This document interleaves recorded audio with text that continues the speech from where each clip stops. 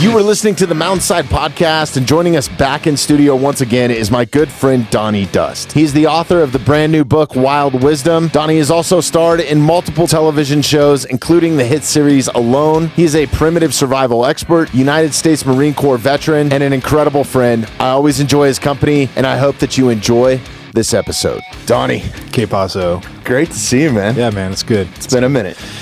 Has been a minute, but, you know, a minute away makes you look forward to the minute that's coming, right? You know? Hell yeah. No, I'm so pumped. And you came bearing all kinds of gifts. Yeah, man. So that's a hat from Mighty Oaks. Mighty Oaks. It's a veterans first responder organization. Hat. And they run a podcast called Resilient, and they had me out there, and it's just a great group that's really trying to focus on veterans, first responders suffering, you know, with PTSD, things to that extent. So it's all about resiliency, kind of what lacks in a lot of people these days. You know, they get stopped at a red light, the world's over, but they are focusing on guys and gals that are just in those high stress jobs and giving them an outlet and a place to go to, a community. A lot of the same people that you bring in here, you know, that have found those outlets, they're trying to establish and really just create those for them. There's so many badass organizations out there that are doing that now, and I'm so grateful, man. Like, it's just awesome. Yeah. Something to give back and help people. That's it. I mean, it seems pretty simple when you think about it, but it's like, it's just people coming together. You know, like usually I was kind of pressed on time. Usually they have someone out for a podcast and then they're like, are you going to come to the range? And I was like, we're going to a range. I'm like, oh shit, I got to leave, you know? Yeah. But it's those sort of things. And so since I have a giant melon, I'm like, I know a guy who wears hats. So, I wear them all the time. Yeah, that's what I was My little egg-shaped head. I got to cover that bad boy up. Yeah, man. I was like, Bobby will wear that. And it's got some camo in there, so it'll be good. Hell for some hunting. No, that's awesome. I like the leather patch too. Right. Where are they? Are they based in Colorado? Or? No, they're actually based not in Georgia, Houston.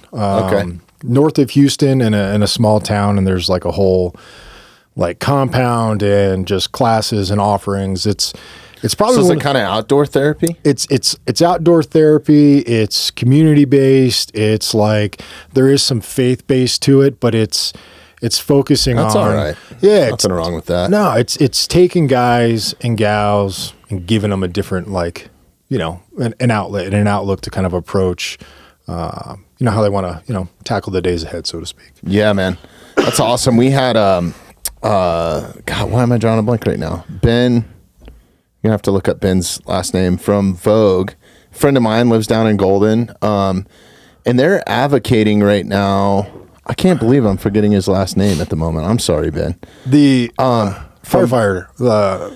No, that's Ben Strong. He's Strong. Awesome. Yeah. He's an awesome individual too, man. But this is he's a former SEAL. Okay. And he's got an organization that he's part of called Vogue. And it's Veterans Outdoor Advocacy. I can't say that word. Advocacy group. And they're basically trying to get Congress right now to pass some sort of bill to where they can prescribe outdoor therapy as opposed to SSRIs from the VA. Ben Davis. How could I forget that? Yeah. Okay. Awesome human though. He's become a friend and just an awesome dude. So yeah. And you know, he kind of advocates on the side as much as they are. I don't know that they're a nonprofit. I think they're a 501c3, but there's so much red tape in that nowadays. Yeah. But anyways, he takes other organizations under their umbrella, and they're kind of working with them. Right so on, man. That might be a good connection for these guys. Yeah, I mean, I've come to find out that it's a lot simpler to kind of cut through all that red tape and just get with vets. So like, you know, for example, I have a buddy named Philip Veracruz, and I knew him when, you know, I was a PFC. He was a sergeant, short little Mexican dude, just used to run us into the dirt. He'd be just running just nonstop. And there's, you know, a bunch of machine gunners running behind him all dying. He was just a beast. And then, you know, not too long ago, he called me up. He was going through some really difficult times. Long story short, we were going to head up into Montana and just do some fly fishing. Part of his therapy is tie and fly. So I'm like, dude, let's just hit the bush. We'll go out there. We'll connect. Badass. And as we've been going through it, he's been kind of posting on social media. A couple other guys have reached out, and now it's kind of turning in. We call it Task Force Apollo, where and it's named after his dog, just for the record. He loves his dog. But we're all going out into the Montana wilderness, and it's going to be for just 5 days, just a bunch of vets, and there's no, it's all big boy rules. You don't have to sign up for this. It's like everyone, here's our link up spot. We link up here. We all roll into the bush. We chat. We commemorate about good times, bad times. We fish. We do some foraging. We do some camping, and we just go do, dude stuff that we all used to do, like, when we were in the Corps. And now, people are really interested in it. So it's like, what about next year? And I think for Phil, it's kind of one of those things like, we don't want it to turn into any nonprofits or any of that sort of stuff. We just want it to be vets supporting vets. Let's cut through all that crap. Like, we're all big boys, big boy rules. You know what you need to pack your stuff, get out there. And it's kind of given that onus back into that, like, sergeant, corporal, lance corporal, or even like a gunnery sergeant. It's like, you know what to do. Let's do it. Let's get back in that mindset and kind of push. Those are the ones I've been supporting lately. Yeah. So I love that model. And, Scott Parker, he was the enforcer for the Avalanche back in, I don't know what years he played, but I'm a Stanley Cup champ. Yeah, I saw that pod, man. Fucking savage, dude. Like, I love Scotty, right? Yeah. Like, I got an autographed photo of him over there that he signed for us. Shit. And he signs everything, or maybe he just does it for me. Kill 'Em All. Which is one of my favorite albums of all time. So he's so rock and roll in his whole entire family. But they have a veteran nonprofit. His wife has like a green mohawk. Yeah, she was badass. She's a former cop, nice. Like a retired cop. Yeah, no kidding. And DJ, his son, is awesome guy too, man. And they just help, with no strings attached, no requirements, no whatever. They're just getting guys, what do you want to do? Or what do you need? Like that sort of thing. So big in the hockey community, and using his platform and his fame to kind of help with that is so cool. And he enjoys it just as much as, well, we have a common bond. Like, the reason why I like hanging out with you and like some of my other veteran buddies and is just you guys have seen some shit. You face some adversity, so what you're getting is genuine 99% of the time. Sure.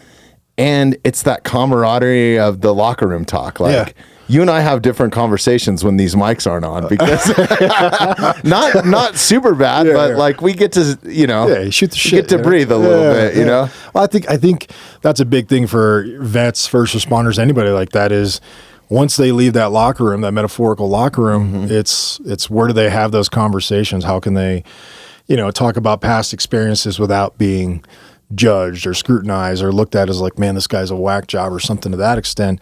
And I think when it's just vets, reaching out to their old buddies saying, hey man, let's just go camping. Let's just leave the world behind, cut through all the crap. Let's just pack your stuff, bring some chow, and we'll make it work, cause that's that kind of like active duty veteran mentality. We're going to make it work no matter what. No matter what adversity comes our way, it could always be worse. Like my nephew right now, he's in the School of Infantry out in Camp Pendleton. He graduated boot camp, and now he's going to be, hopefully a machine gunner. He better be. If he's listening, which he will be, he better be a machine gunner up front.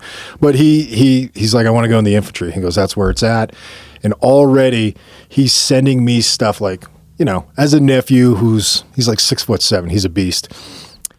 Yeah, we had conversations with him in his high school, but now we instantly, as soon as he graduated boot camp and he's already going through the School of Infantry, we already have those bonds where he's sending me things, I'm sending him things, because it's just that kind of, that brotherhood. Even though he's my nephew, Aiden Dawson, if you're listening, like, shout out too, man. We need that nowadays, man. Yeah. People are getting, in general, so soft, man. It's soft. Like, and I feel, I don't know. I just see like this town. It scares the shit out of me from our future. Oh man, without a doubt, it is scary. I mean, there's like, I'll use my youngest son. He's playing varsity lacrosse as a freshman. Took a hit Monday night, and he got himself a concussion. Didn't say anything until he was like, God, my head is just screaming and screaming, and I'm like, my ex has texted me, I think he's got a concussion. I'm like, all right, bring him in there, so on. But he even has that mentality, which is kind of probably drilled down for me, is like, walk it off a little bit, see if it really hurts, if like your finger is twisted and broken. Is it a problem or is it not? Exactly, So, I mean, even when he broke his thumb, he's like, yeah, I think I'm okay. He broke it playing rugby, played for another 45 minutes, broke it even worse. But like, not a lot of kids have that these days, It's like instantly cry, run to mom, run to dad. But there's a handful out there that were bred well to, keep them sturdy. Yeah, no, I think it is. I don't know. It's kind of that lead by example. Yeah. Type of thing too, that's how I'm trying to parent these days. It's just like, and you and I have talked about this, like, and I've actually taken some of your parenting models, just like, hey, I'm not forcing you to do anything, but I'm going to invite you everywhere that I go. Exactly. Right. And I do some badass shit. That's so it. let's go. Let's go shoot guns. Yeah, let's go shoot bows. Let's go hike. Let's do something scary a little bit. Right. Yeah. Let us know we're living, Yeah. It's an easy invite. Like I already told my boys, this wasn't an invite, but like several years ago, we did the Mail Trail out in Boulder, Utah to Escalante. It's like 26, 25 miles. And they did it when we looked at some photos. One of them was 7. The other one was 9.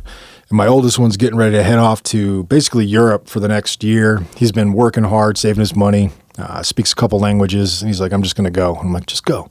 But I'm just like, going to find a wife over there. Yeah, I know. I'm like, just be careful, But, we've been going over some, counter intel sort of stuff. But nice. Long story short, we're going to go do that hike again. And my youngest is like, I think we should run it this time. Because like when they did it when they were younger, but now they've kind of morphed into these young men. They're like, I think we should run it and we should only bring one meal. And then we should go all the way to the end and then turn around and do the other 27 miles. I'm like, whoa, slow down, guys.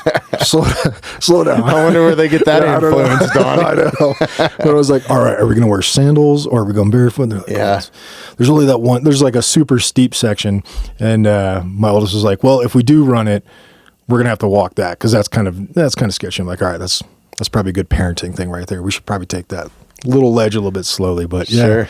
They're good. No, Ryan McGuire, mutual friend that you connected me with. Yeah. Awesome guy. He's starting to do, I don't know when the last time you talked to him, but he's been doing some like primitive running classes or like schools or something. Okay. I know Matt Graham does a lot of those. Okay. I think that's kind of how that dovetailed. Yeah. Maybe they were partnering up together on it or something, but I mean, not intriguing for me to go run barefoot because I don't like running regardless, but yeah, no, I know that he's doing some like crazy classes like that. Yeah. No food, no water, and let's go run, like type of thing. That's the way to do it. Yeah. Yeah, it's a good sign. That guy that just ran the entire length of Africa? No. He just finished. It's pretty wild what he did. North to south? Yeah. Like oh, man, that's awesome. Dude. That's awesome. That's crazy. Well, that's me. Speaking of Africa... Yeah. How was your trip, man? I haven't talked to you since we did the bison deal, really. I mean, I think that was the last time you were in, or shortly after that. Shortly after, yeah. No, Africa was good, man. I was out there for a month, spent time living with the Masai, and then one elder within the Kamba tribe who was like, the Masai are pastoralists, and the Kamba is like original hunter-gatherer. And yeah, I mean, I was living with the Maasai, tending their cattle. So as pastoralists, their currency is, sheep, cattle, and goats. And how I kind of made it into that village was I bought, 4 goats, and then Marissa was like, you should buy one more goat. So then she bought a goat, and then she wasn't with me, but I brought them these goats, and I was like, so here's the deal, through like an interpreter. I love to live in the village, live as you guys, tend the cattle, tend the sheep, do everything and anything. Think of me as part of this community. And at first they were a little skeptical, but as they found out, like there's a couple things that like quantifies you as a man in the Maasai. One of them is being circumcised. And I was like, do you want me to prove it? Because did they make you whip it out? No. Okay. But so being circumcised, having hunted lions, which, mountain lions, and then having fought in a war. And I was like, well, shit, I'm a man of the village. Check all the boxes. Literally. And then I didn't have like, sometimes they gap their teeth. And I'm like, well, I'm missing a tooth. And they're like, oh, that works. I'm like, perfect. So we... So why would they gap their teeth? Just as a sign of passage? Yeah, it's like so the Maasai are born into like birth cycles. So, and how the cycles work is might have like I got a million questions. We're going to be on this subject for a minute. Yeah. They have like a 7 to 8 year cycle where everyone that's born within that 7 to 8 years is in essentially like a group. And then there's a group above them that was the next 7 or 8, and then the next 7 or 8. So there's these kind of like different tiers all the way down to the youngest. And if you're in the lowest birth cycle, you can never give orders or direct or tell anyone to do in the cycle above you. But let's say you're the 3rd tier, you can tell every one of those bottom tiers below you. So, you know, it's a good philosophy. I mean, it was words of wisdom. Respect your elders, right? Respect your elders, and that's really some of those golden rules that I feel like we've lost. Without a doubt. I mean, there's things in that culture that, and when you think about the Masai, they're relatively new, 800, 900 years. They kind of migrated from the northern portions of Africa down into Kenya, Tanzania, that kind of area, and they're typically known for wearing what's called the shuka, which is that red garb and then jumping. And that kind of stems from a Scottish influence. So originally, you know, they were wearing, you know, goat hides and animal hides, and then some Indian traders came there and introduced them to fabrics, different textiles, but they liked that kind of red look. So they started to dye it red, kind of, you know, this is a very quick, you know, synopsis of the I like the history. red too, dude. Yeah. And then some Scottish traders came in, and Scottish folks typically wear a tartan, a kilt, and they liked that and quickly adopted it into it. And since they've been wearing that red shuka, a lot of the predators there, lions, hyenas, leopards, associate red with something that fights back, something that will literally, you'll take your spear, your oleum, which is a big blade, and a rungu, which is a throwing club, and they will fight back. You know, if they're, you know, if lions are trying to take their livestock or something to that extent. It is a whole, you know, male-dominated culture because they are the fighters. They are the ones that tend to all the livestock, but the women also hold a very important role as far as pretty much maintaining everything that goes around, you know, inside of a boma, because they live in a big circle boma. There's one boma, and there's a boma on the inside, and that's where they put all their livestock during the night. Oh, really? Yeah. So when, you know, that's got to be a construction kind of. And it's all made bushcraft. It's bushcraft, but it's all acacia thorns. So it's like a 7-8 foot high boma thorn branch circle, and there's 2 doors, one on one side, one on the other. And that's how they come and go. Then at night, all the cattle, all the sheep and goats come inside, and they stay in the interior boma. So did they bring them out to range or to eat, basically, during the day? So in the morning, you know, there's tons of chickens and roosters. They don't eat any of them. Those are there to eat the flies and the ticks off of the goats, cattle, and sheep. Even the eggs, they do nothing with them. Really? Yeah, they only eat goat meat, blood, milk, and then something called ugali, which is like this more recent kind of like a gruel of corn and different meals sort of stuff. And so every morning you wake up, and where I was sleeping in a hut. It's like a mud hut, and they're originally constructed by the females. The females do all the construction of all of the homes, and the male, the husband, brings in one giant like 6 foot log, which is the center beam inside that hut, which everything is built off of. So it's kind of like a symbolic sort of thing to like the male erection, you know, holding things up and being inside. This is kind of a fertility sort of statement. Which is crazy that our culture has just completely gone away from that. Yeah, like, it doesn't exist. I'm sure there's no woke culture out there. No. You know? No. It's pretty amazing to witness. And even how it's constructed inside, the men and women, you know, husband and wife sleep in these little separate bed chambers inside that hut. And the door that leads into the hut is the one that, you know, is facing the man's sleeping chamber. The one that if an enemy was to come in, would encounter the man first to fight and kill that enemy and, you know, protect us. Because there's still, you know, battles going on between, you know, Masai tribes and Tanzanian tribes. And I'm not talking like, you know, with AKs and 400 or 500 men. These are someone maybe have stolen a goat, 4 or 5 guys with rungus and spears confront the other tribe.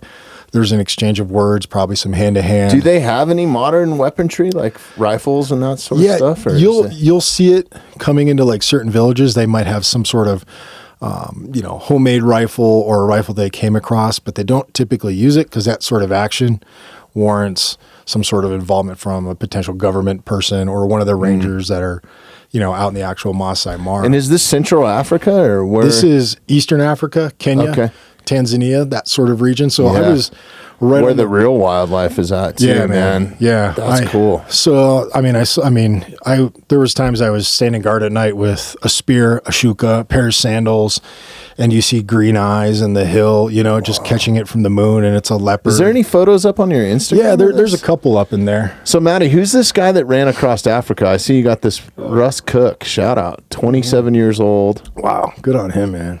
Yeah, after running through 16 countries in 352 days. That's impressive. Wow, dude. That's impressive. Like this redheaded guy. Looks like William Montgomery, dude, from Kill Tony. Yeah. Shout out. Yeah. I ain't never gonna stop. Yeah. Let's see. Keep going. You just posted a couple YouTube videos, right? Yeah. Oh, dude, this is so badass. Yeah. Man. So go to that one where me and the dude are laughing in the middle. Yeah. So this is one of the guys in the village. And if you look at his ears, let's see. Yeah, man. The next one brings a whole new meaning to plugs, right? Yeah. So, you could see everyone's super happy, but every morning the men gather, we kind of chat about what we're going to do. And these 8 and 9-year-old boys are letting out the cattle and sheep and then walking out there and ultimately watching them. So 8 and 9-year-olds with a rungu, a throwing club, and leopards and hyenas and lions all out there. These guys have no fear. They're just... That's their gig, right? That's their gig. This is coming my into job. manhood. This is my duty. Yeah. This is what we do. So this is just, some of the group were drinking some chai tea with goat milk and just, discussing what we're going to do, So that's the shuka. They kind of go into reds and pinks and things like that. But it was pretty good adventure. And then, so that guy was in the village. And then I went to, if you go back to where you were, right there. So you can see him there. And then we went to the market one day and I saw him in the market and it was oh my God, it was just big hugs. Somebody I'd known for 30 years, there, because we were, shooting the shit, so to speak. Yeah. We were an interpreter and he was trying to get me to learn some of the language. And then next thing you know, we go to the market, we're looking to get some random stuff. And there he is. I'm like, holy cow, it's such a small Kenya. Yeah. Look at you, my dude. It was just, awesome. It was pretty fun. So do these guys have any sort of electricity, running water? What's the... No, so there's no running water. They usually... So this is probably the most primitive that somebody's living in this day and age, right? Without a doubt. Yeah. They did have one crank radio that they would like to make a fire at night, and then they played the same 3 crank radio songs, and these little kids would dance around the fire. You will find some Maasai villages. Was it their own music or... It was just a radio station that they got. Oh, okay. So, listening to Michael Jackson or some shit. Man. And these kids are just dancing, doing their... It was a blast. You're standing next to a fire in the middle of Eastern Africa, giraffes, breaking the silhouette of the moon. There's a fire and you're just out there living life, Man. So it's pretty... The skies there and the thunderstorms, there's nothing like it. No, I'm so fortunate the time I got to spend there, and not in the bush, but mostly South Africa, because I was there with rock bands, so we were doing shows, but we did some awesome festivals, in the middle of nowhere. Nice. And it was super cool. One of the tours I was on, the front of house sound engineer was leaving rock and roll, but he was trying to get his commercial helicopter. Oh, no kidding. Pilot's license. So we rented a helicopter it was awesome. That's cool, man. It was super cool. Really cool. We got to do some really cool stuff. Yeah. And my overall trip, if you go to that one in the upper right-hand corner, right there. So this guy, his name is Kinyeka, This is what I saw on the YouTube video, I think. Yeah, him and I. Right? Yeah, I didn't get a lot of filming in. It wasn't really my focus. I grabbed some things, but... Were they cool with cameras and modern technology being around? You'll find a handful of Maasai men that kind of go into the local, towns and stuff. They do have old school, Nokia phones. Really? But not a lot. I showed them my phone, some of the kids, because all the kids speak more English than most of the adults, because there's, a traveling school that comes around and does different education. So they'd sit there and be like, mister, and they go 1, 2, they count to 100 and be like, oh, that's so good. And then the next kid, now me, and 1, 2. So you listen to 9 kids all count to 100 and you're just, all right, it's cool. And they kind of know yes and no's, but not a lot of technology. This guy was known as Kiny, aka Moses, and he was a former poacher, but not a poacher like, elephant tusks and rhino horns. So at a certain point, the Kenyan government outlawed all hunting. And for a hunter-gatherer tribe, that's how they got their food. Many of them still continued with that tradition, the way that they had lived for hundreds and thousands of years.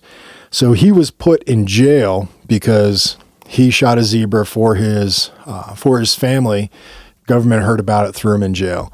Fast forward a couple of years later, they pull him out of jail because he's so skilled at hunting. And I've hunted, but I've never in my life had come across a person that knew more about the bush and how to hunt, and it put anybody in America, anybody anywhere in this world to shame with what this guy could do with just walking the ground, being able to tell not only that an animal is pregnant, but how pregnant, which way they're going, just this level of knowledge it blew my mind. So I'm spending time learning from him, building bows with him. We're chasing a specific bird to track down a flight or a stingless bee that has a honey that we can use to fuel our bodies, and then go after specific nuts and berries and stuff like that. Because everything in his world is bushmeat. And so we killed some goats and stuff like that.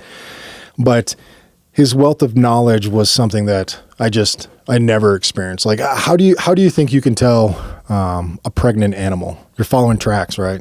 How do you know when something's pregnant and how many months it's pregnant? Well, when I say it, you're going to be like, my mind is blown, right? So when an animal walks, any sort of hooved animal, right, they typically fall in line, their tracks fall in line. Well, as a female is pregnant, its hips widen and those tracks start to separate. So it's not so much in line. The back tracks start to widen. They start to open. Wild. I've never even thought. It's so simple, though. So simple. Yeah. So as we're doing it, he's showing me impala, zebra, gazelle, all these different things, springbuck. And he's like, this one is 3 months pregnant, because he knows the track and he knows how wide that track gets at 3 months pregnancy, because probably somewhere in his past, he probably shot one and it probably had, a young foal in there in some form. And he's just learned this stuff, and he had these wind mechanisms so he shoots a bow. We built these combo bows, and they're all poison tipped. So when I mean you have to get up close to an animal to introduce a poison into it, these aren't 80-yard shots. These are 8, 9 feet, super quiet, playing the wind. And what he takes is this little plume of feathers. I saw that. So badass. Dude, so simple, right? So simple. And just holds it up like this. And as he's drawing his bow, he's got his wind indicator right in front of him. So if the wind changes, and it's this real light feather. And as he's drawing his bow, if the wind changes, he just moves his body in reference to the wind. He can anticipate where it's going, and he's watching those feathers the entire time. I mean, I saw him walk straight up to gazelle, playing the wind, playing their movement. As soon as they dropped their head, I guess through the interpreter, they were saying the focal point of danger on the outsides it starts to transition down. So you actually don't wait till the animal's eating. You wait till it's starting to drop its head, because that gives you a clear method of approach.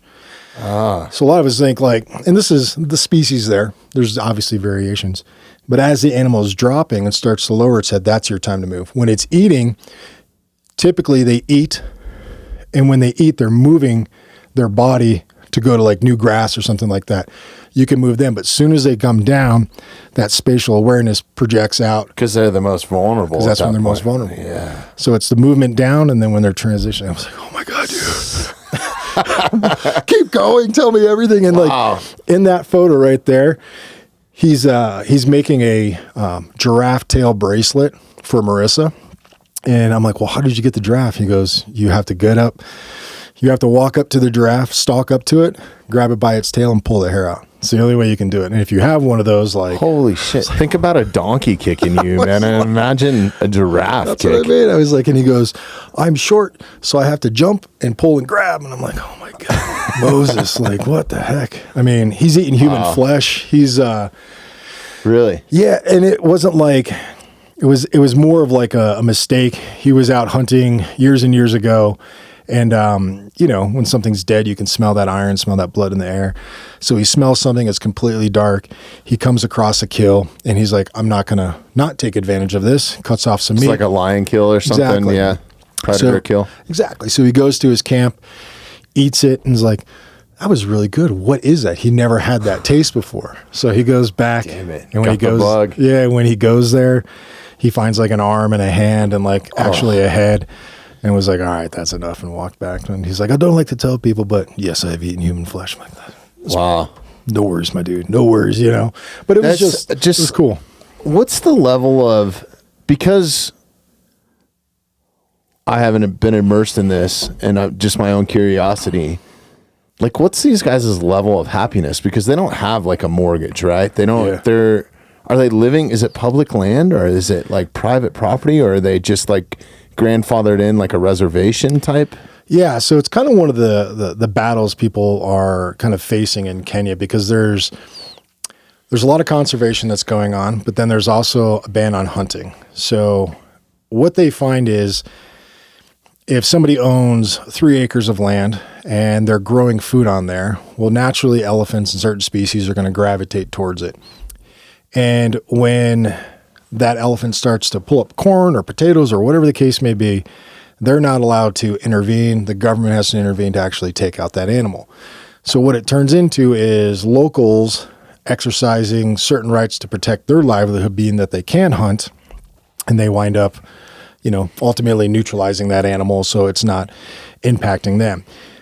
What a lot of conservation groups are trying to do are give back the land to the people and allow the natural pathways of these migratory animals to move from point A to point B, while still giving them the opportunity to farm, but eliminating like the fences, eliminating certain aspects of closing off tracts of land and chunks of land so they can actually maintain that balance between African migratory animals. Which is something we've severely fucked up here in America, man. Like the fences are just insane. We lost that. Yeah.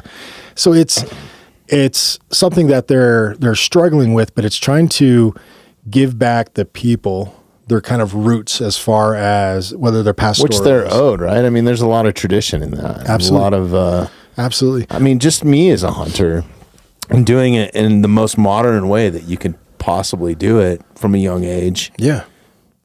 I feel there's some sort of connection or some sort of heritage there, even though it's not. I don't know if it's that connection. No, for sure. Yeah.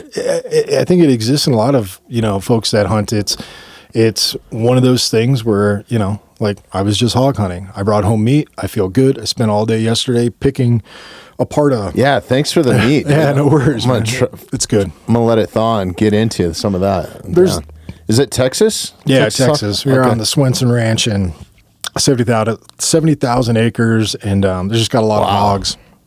So we go down there once a year, typically, April timeframe, and go grab some hogs. And I like it because it's that like April plus up of meat before summer hits, and just kind of hit that lull and fire. Like I have no meat left, no bison. I think I have some ground venison left, but I'm like, all right, I needed this. Yeah, that bison went quick. It goes so Shout out, dude. That was, that was, I still talk about it to this day. I've talked about it ad nauseum on the podcast, man. It's one of the coolest things that I've ever done in my life. Right on, like so cool. So appreciate you inviting me. Loved having you up there. Having Devin in, and I got to start putting Devin hooked me up with an atlatl. I see it. Yeah, I don't know if you were in the last time before that. But, no, he came in after I got a couple darts there in the other room, but yeah, he hooked it up. So we got to go throw some atlatls and just do some cool shit, man. Yeah, like, I'm always down for that. And I think like even this past hog hunting trip, like for me, this was like meat gathering. So I took a couple with my AR, and then I took some with my bow, and it was that balance. Donny shoots a gun. Oh my god! Edit this part out. Well, I mean, it was. No, I'm just kidding. Yeah, it was one of those things where it was like, do I bow hunt up front or do I go with the rifle up front? I'm like, all right, you know what? I need my meat. I'm going with my rifle up front. Once I feel like, I'm good, then I'll transition to my bow, which worked out because I don't know if anyone's hunted hogs outside of a helo or on, they got some technical vehicle with a minigun, but there's a lot of guys in Texas helicopter hog hunting, which is fine. They're eradicating, a species which will never go away because it's bringing in a lot of money. But I like seeing the hogs playing the wind. It's just good practice for stalking and movement and understanding, like when there's, 10, 15 hogs, one just has to be able to hear you or wind you, and it's game over. It's over, yeah. You really have to play the wind, watch where you're stepping, figuring out how you're going to draw, what trees you're going to move in between to break their line of sight, just all that sort of stuff. And I love doing it. I mean, there was one hog where I was walking up, playing the wind. I was probably like 30 yards out.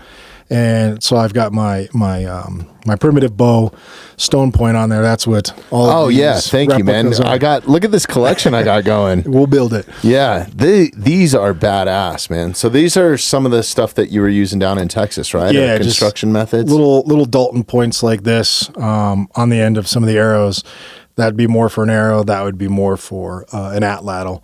So Dalton is the dig site where they found a lot of these similar like construction methods, like the way that the attachment point is, the shape, the construction methods, right? Exactly. Yeah. It's that Dalton culture. This white one's badass. Yeah. This one needs some blood on it, dude. Like these are still blooded. Those are blooded? That obsidian one.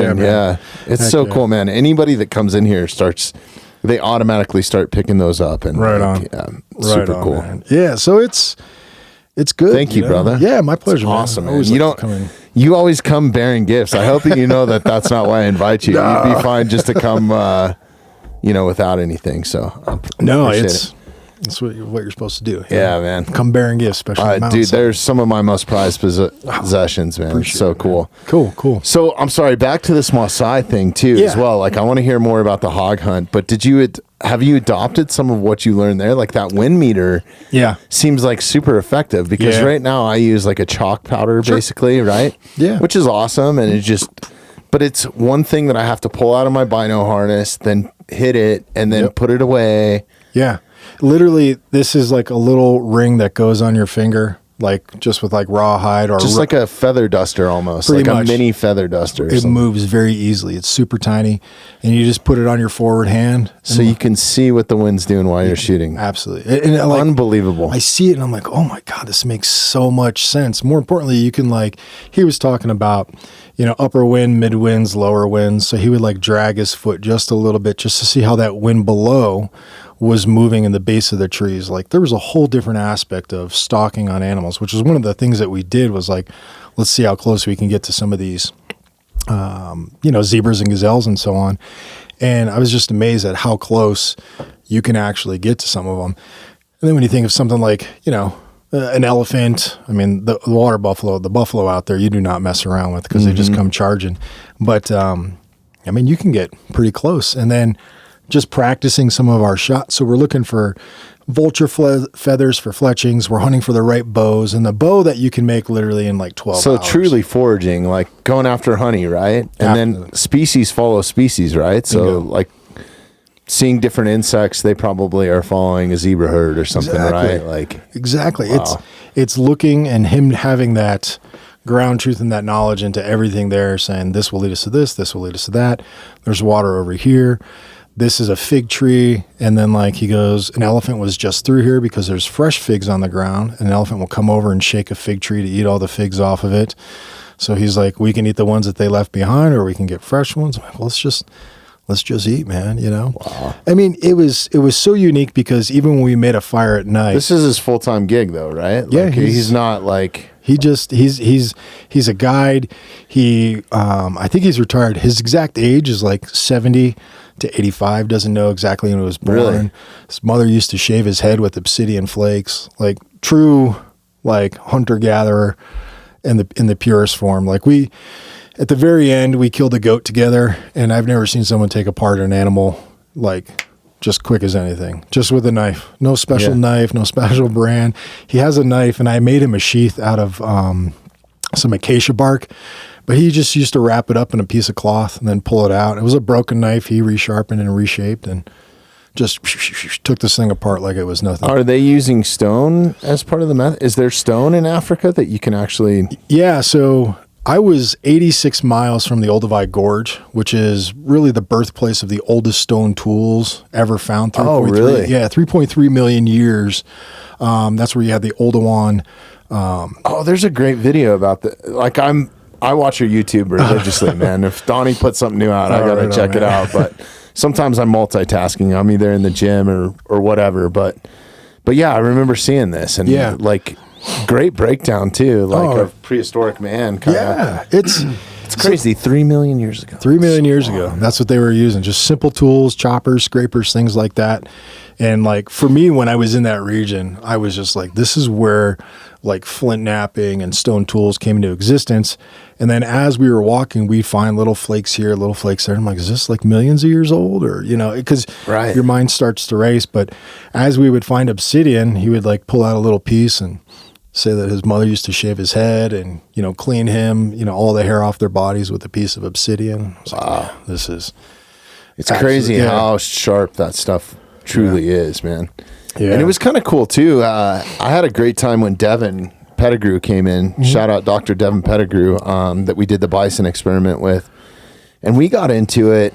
He was talking about we were talking about Prehistoric Man at one point, and he's like, yeah, modern monkeys use stone tools now. Like they create their own, like chimps will create their own little sticks to projectiles and all kinds of crazy shit. And I was like, I didn't really think about it, but so I mean, it's not unfeasible that it was 3 million years ago, and we were still Neanderthal type men, right? Yeah, well, at that time we were more like Australopithecus, Homo heidelbergensis, earlier versions of humans, and then as time progressed, eventually we went up into like Denisovians, Floresinthians, Neanderthals, these different pockets. You lost me there, but I'm sure somebody listening knows what you're talking about. We'll go down there. Yeah. But there's a whole variety of hominids, 40,000, 50 to 3.3 million years ago. And there's just that continuous, but they all use stone tools and variations of stone tools. And I think, that's the stuff I find fascinating. Oh, it's so fascinating. Yeah. And just the construction methods and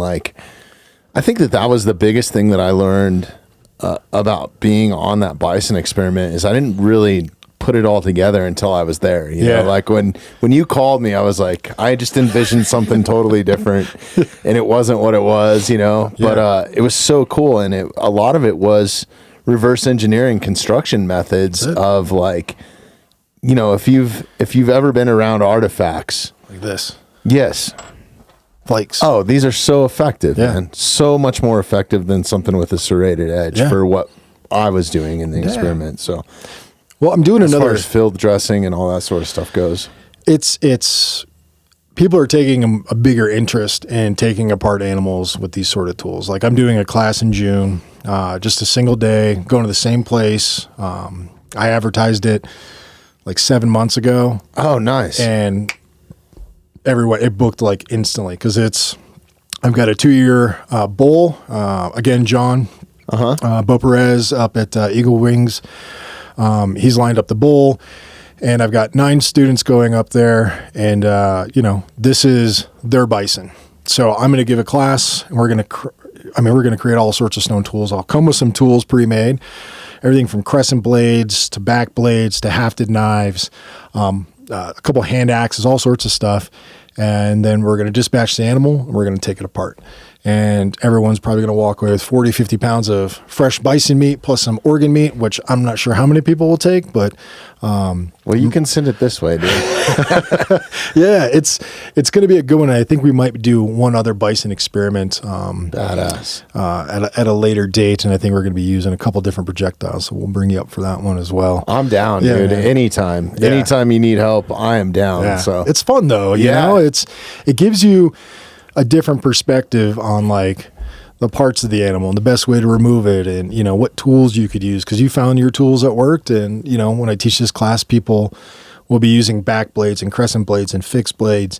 And there's a couple archaeologists that have signed up independently from universities that are we find stuff in the field, bones with cut scores on them and different things like that. Can we take bones back? I'm like, this is your bison.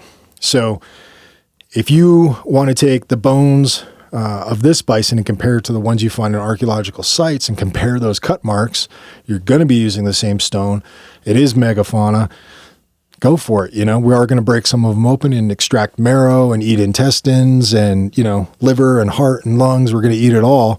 We'll do a little meal at the end of the day, but whatever you guys want, bring it back with you. I mean, the biggest point of contention is like who gets the skull, right? So I'm like, all right, who gets the trophy? Who gets that chunk? So yeah, I'm like, once we pull the brains, not the trophy. I'm sorry, no, I know what you said, but like that's like the most sought out thing, right? Yeah. Or the iconic thing, sure. That I think we've modernized, because I don't think when we were hunter gatherers that probably was the least. Yeah, the tongue.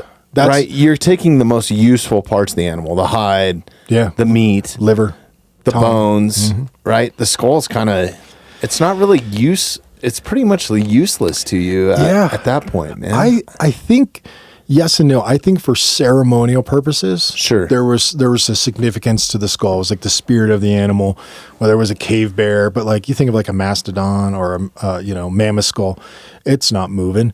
Probably weighs a couple 100 pounds, but some skulls I think were ceremonial in purpose, and they would take them. But I'm fascinated with them. Like I just posted something a few days ago, a lion skull. It's so badass, man. Like those predator skulls are incredible. Yeah. Well, yesterday for probably 8 hours, I sat boiling out a hog skull with huge cutters, and then with dental picks and scrapers pulling out the meat and squishing up the brains, because I like to take out of the hogs that you shoot, one cool skull and clean it up and boil it out. But the Euro mounts are the way to go, man. That's all I have is nice. I'm not a taxidermy guy. No. Yeah, I like the skull.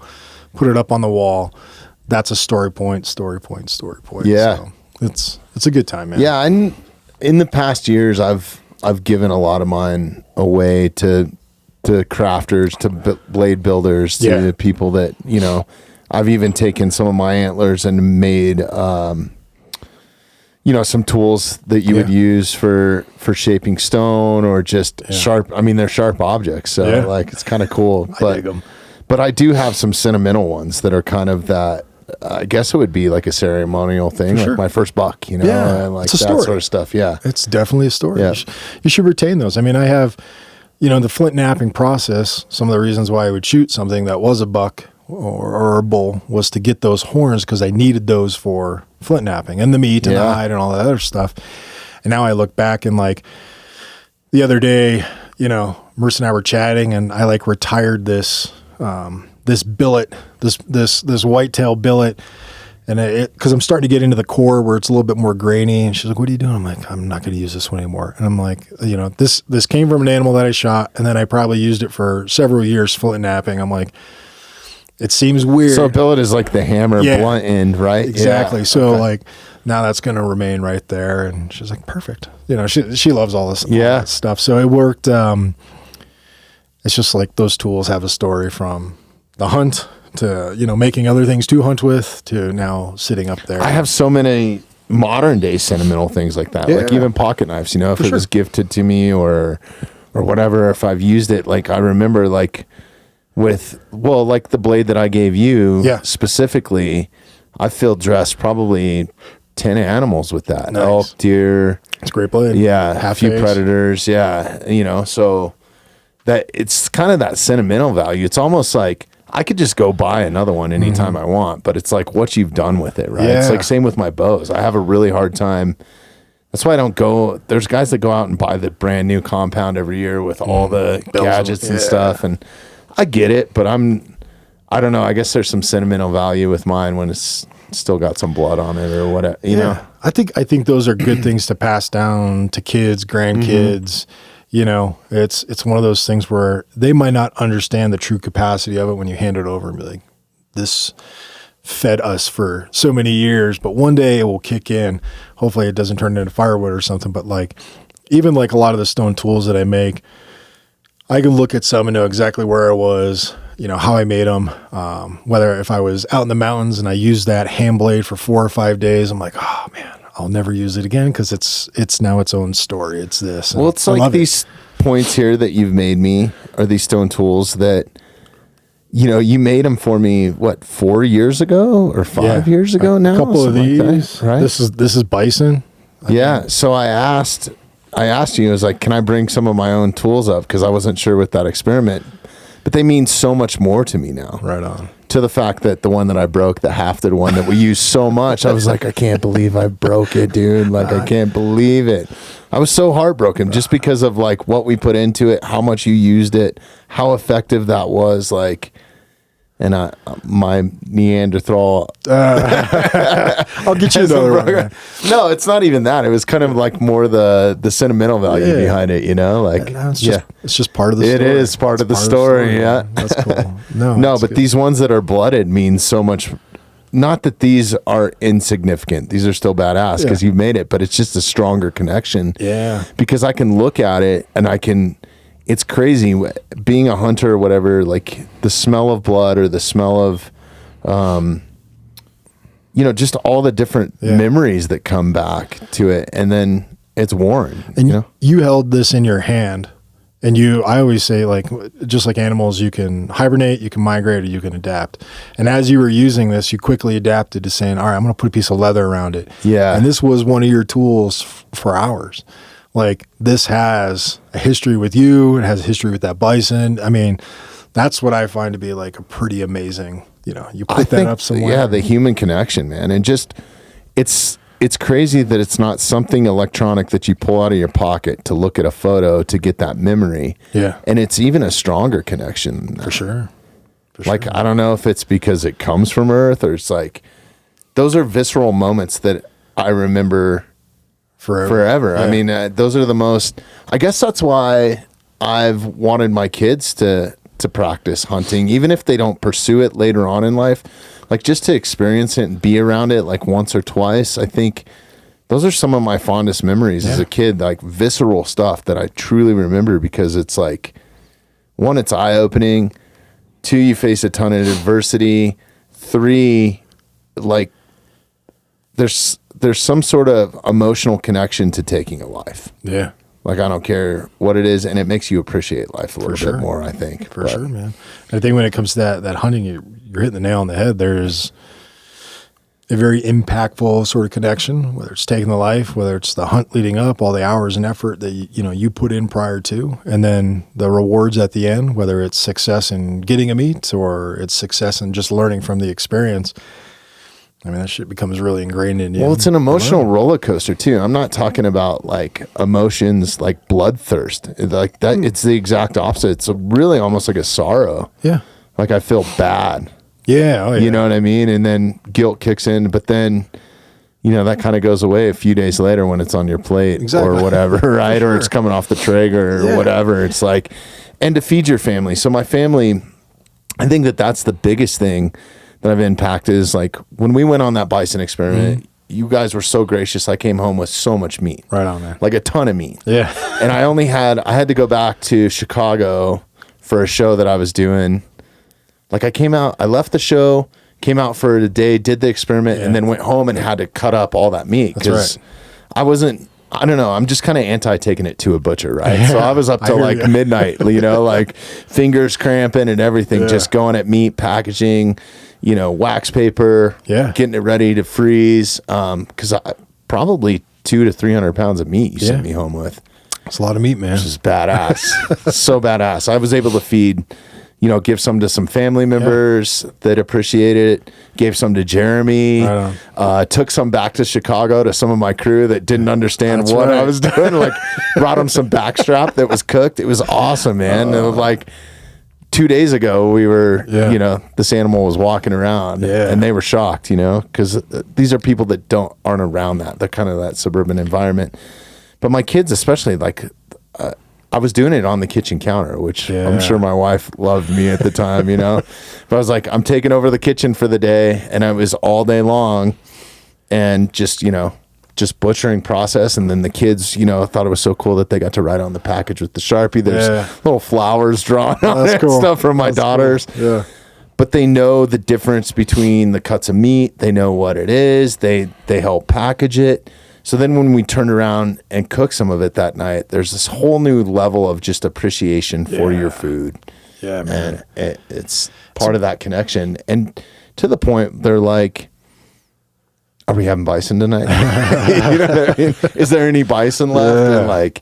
And we did everything too, even just like the little scraps of stuff that I wouldn't even save for burger. Yeah.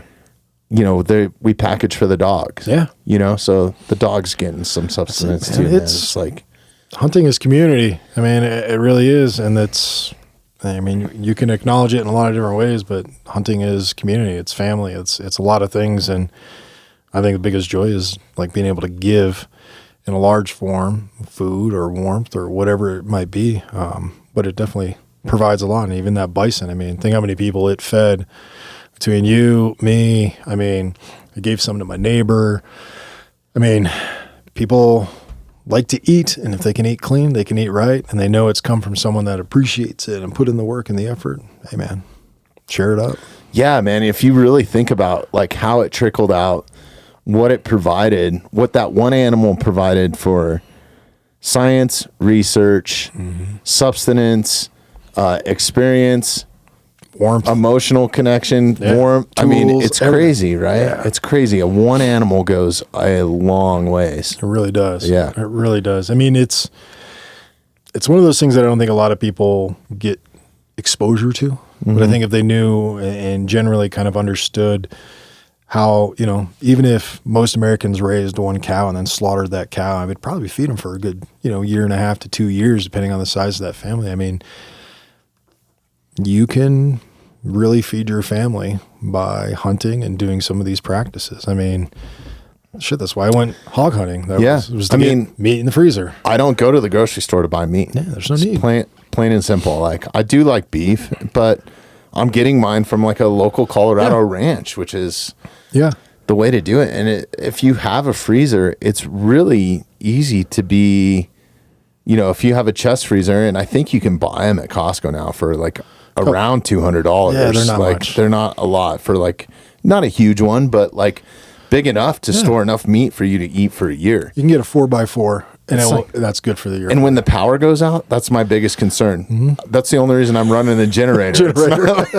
No. Yeah. But it's wintertime. That's the beauty here. You're like, oh, I'm good. Nobody open it up. I mean, grab the next couple things, put it outside. I just always worry about the heat. But you can do that. You know what I mean? Like Marissa and I, we were talking about buying half a cow. You know what I mean? Because it's the way to do it. Yeah, we were down in a ranch in New Mexico. There's this farmer out there who's gotten all this recognition because he like totally rehabilitated the entire environment, natural grasses, and rotates his cattle.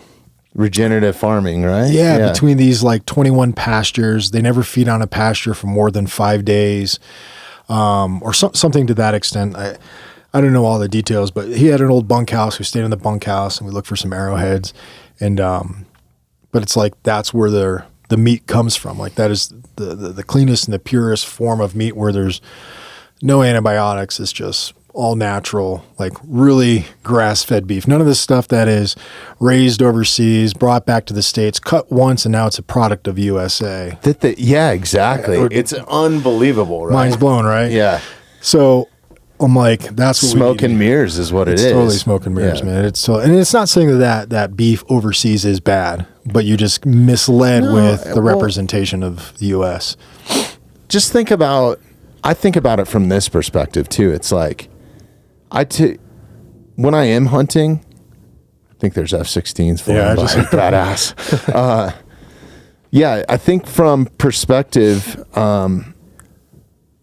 when I'm hunting, like the biggest thing that I'm concerned about is the meat. That's it. Like when it comes down to it, the care of the meat, keeping it clean, keeping it cool, getting it to a cool spot fast, getting it processed fairly fast. So it's not like, just the longer that shit sits out, the worse it tastes, right? Yeah. And so that's what I start to think about, like how many chemical baths did that thing need to have, or like what was the process and who actually cut it up and how much do they care? And like, because if it's just a 9 to 5 and you're like making beer cans, it's the same as a 9 to 5 butcher, really, when it comes down to it, unless you're a craft butcher, like this is like your specialty, right? Like Jason the Butcher or somebody like that, bearded butchers. Yeah. But that's a whole different level. They're not buying New Zealand cows to chop up. That would be stupid, right? Like, I think with the whole aspect of like butchering and stuff, I feel like that's one of the facets a lot of hunters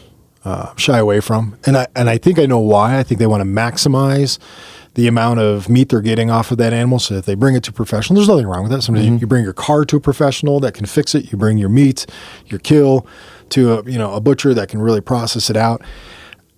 For me, it's always been one of those ending points of the hunt is when you bring home a couple coolers and you're like, all right, now for the next 12 Dude, I throw on some music, man. James Brown, Stevie Wonder, and let's get down, dude. I put on your podcast, bro. Oh, damn, let's go. I just listen to them and just sit there and cut. That's what I was doing yesterday. I was cleaning this boar skull, put on a pod, and just start doing it. It's all those kind of things after the hunt that I also...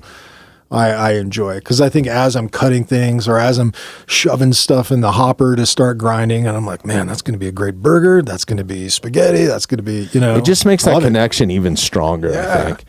And I like the fact of a lot of these, unless you're taking it to a craft butcher, right? Like, which we used to have up here, which was awesome when I was a kid. There was a little tiny grocery store. Cool. That was like family owned.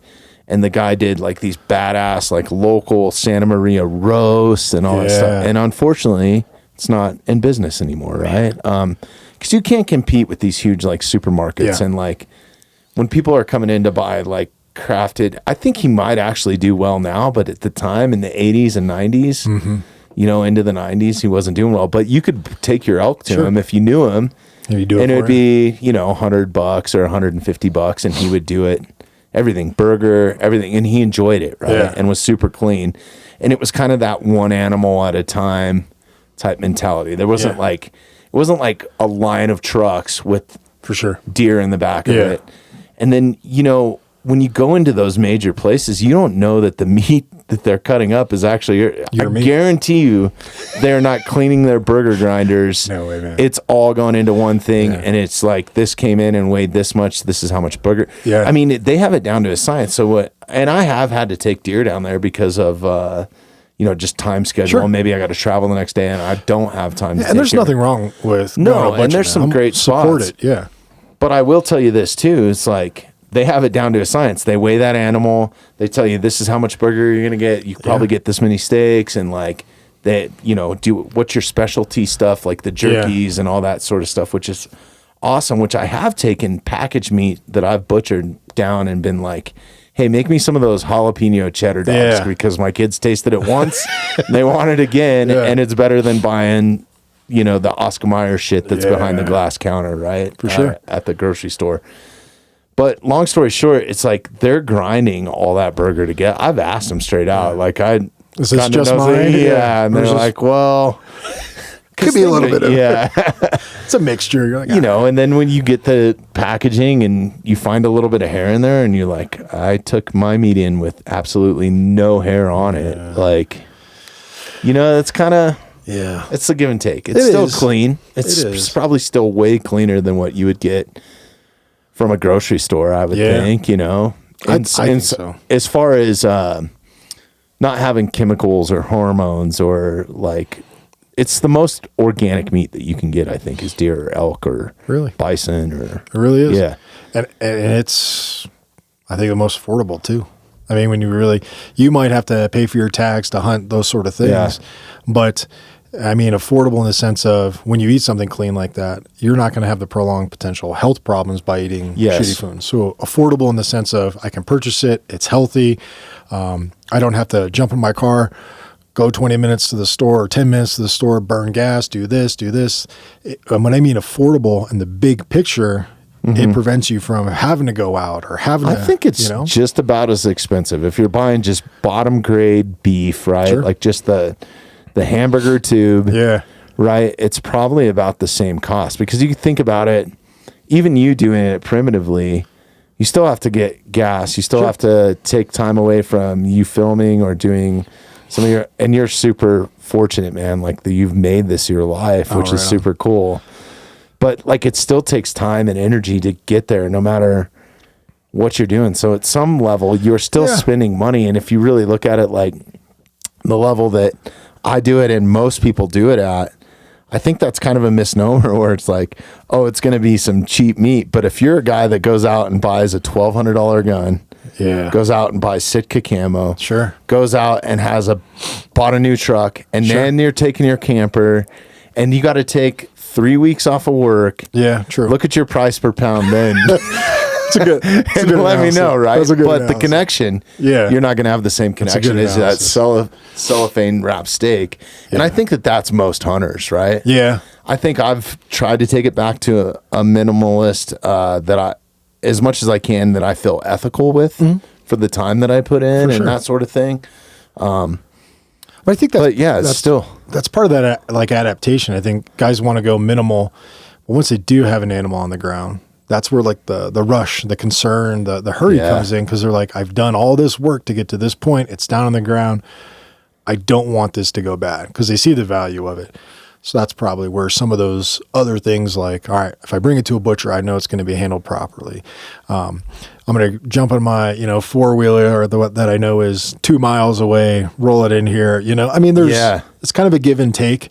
I mean, you could go the route of, sleeping in a pile of leaves, making your own bow. That cost is relatively low, but the cost is also there because it requires time, knowledge, skills to do those sort of things. But no matter what, it's a balance, and I think as long as people are, I think you actually have to have a passion or a connection. Like, you can't just be like, oh, I'm just going to go hunt to get steak. Yeah. Like, I don't think anybody does that. And if they do, they learn real quick that it's like, I don't know that I really like this. And I've seen it happen to people. Like, I've had people come to me and be like, hey, will you teach me or whatever? Yeah. And they're like, dude, that's too damn hard. I don't even know. Like, I didn't even see an elk the entire 2 weeks I took off of work. Like, that's part of it. Yeah. And I think every hunter has that experience. Like, I've had more failures than I've had successes. 100%. With enough time, you can see them. You're like, all right, I need to get to them. Playing the wind. Wind changes. You're like, and there they go. There's so many different scenarios that can play out, but and it comes down to experience. Like, look at this gentleman. What was this guy's name? Kiny. Moses. Because a rhino charged him once. And he stood his ground, and as he was standing his ground, the rhino just parted. So like the Red Sea, that's where he got his nickname, Moses. Yeah. Holy shit. So there's 2 rhinos charging him. Yeah. And as they were coming, he just stood there, stood there fast and kind of like looked at them. And keep in mind, these are his stories. So it could be, different variations to it, but they just parted, and he separated them. And then there was somebody that was watching them, and he was like, man, you parted them like the Red Sea. Moses, and that's your name. Wow. Yeah. That's badass. Yeah, it was cool. But that's crazy. Maddie, pull up Nature is Metal's Instagram. Oh, yeah. you can follow that? Yeah, man. It's so badass. Good stuff. Jeremy sent me one the other day, and it was of a elephant like rolling a Discovery, like a safari truck. Yeah, and it was wild. She died, man. Really? Yeah, there's a lady that died recently. Like, this elephant came charging, flipped it over, and I guess the vehicle rolled on top of her or something to that extent. Yeah, because you're not wearing seatbelts. They're kind of like these open-air trucks. She raised a bunch of money to help elephants, and then an elephant killed her. I don't know the story, but it's not funny. I'm talking about. Yeah, it's crazy how shit like that happens. Like the Grizzly Man. Yeah. We watched this documentary not long ago. I love Timothy Treadwell. I mean, it's a big bull. He's coming for a while too, and they're not like driving super slow. Yeah, but I think that guide should have recognized that animal's behavior. Like that charge, it shouldn't have been like, let's grab some photos of it running. It should have been like, we need to DD Mao out of here, because that's, ears are flared out. Yeah, but it's almost like they hit like a dead end. Oh man, that's the African in the bush. truck. Yeah, there's no dead end. Okay. You can roll through all of it. Yeah, that's his bad then. If she died, especially, man. That's, in Zambia. That is wild, man. Yeah. Nature is Metal. Badass. Follow, man. Yeah. Great. I had to stop watching some of their reels because, like, some of it, like the humans, I can take the animal on animal stuff. Like, I understand that, but like, watching guys in India get scalped by a monkey, that's hard. Over like a piece of fruit or a sandwich, dude. Oh man, I had to stop watching their like the stories that they post and that sort of stuff. But like some of them are pretty, like I always think the ones with like the kimono dragons eating those goats, I swear they just give them the goats, because I'm like, these little baby goats, and they just swallow them whole. Oh man, it's a highlight reel. Oh man, dude, that is wild, man. I love this. This is probably my favorite Instagram. Yeah. But it's not for the weak-hearted, man. No. But this is true, man. Nature, this is nature, man. It doesn't lie. Yeah. But I do wonder, like some of those old like wildlife shows, like the Marty Stauffer. Do you remember him? Like Saturday morning. Yeah, Saturday morning. My brother religiously watched it. I enjoyed it too, but come to find out, a lot of those animals were unfortunately like caged and like, okay, let the rabbit out, now let the bobcat out, you know, like type of thing. All for TV. You know? Yeah. That's the way it is. That's wild.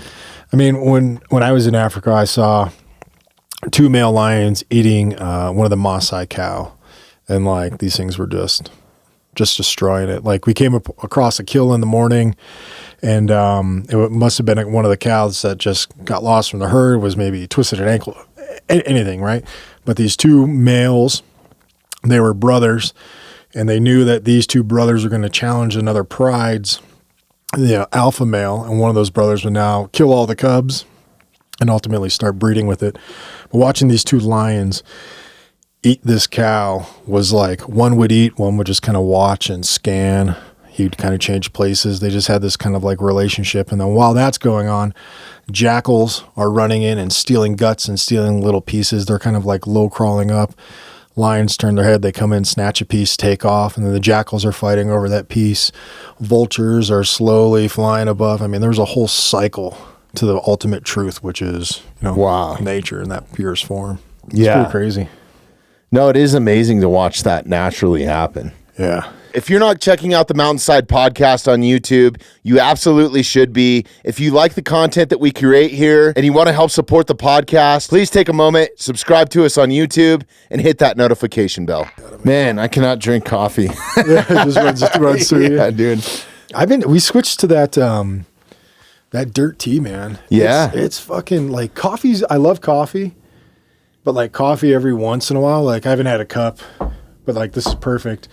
But that dirt tea actually tastes like fucking good. That's awesome. I mean? Yeah, I'll have to try that. Yeah. I'm a coffee fan, man. Like Bulletproof's one of our sponsors now, and they make some badass stuff. I don't know. Have you ever gotten into the Bulletproof coffee? I haven't.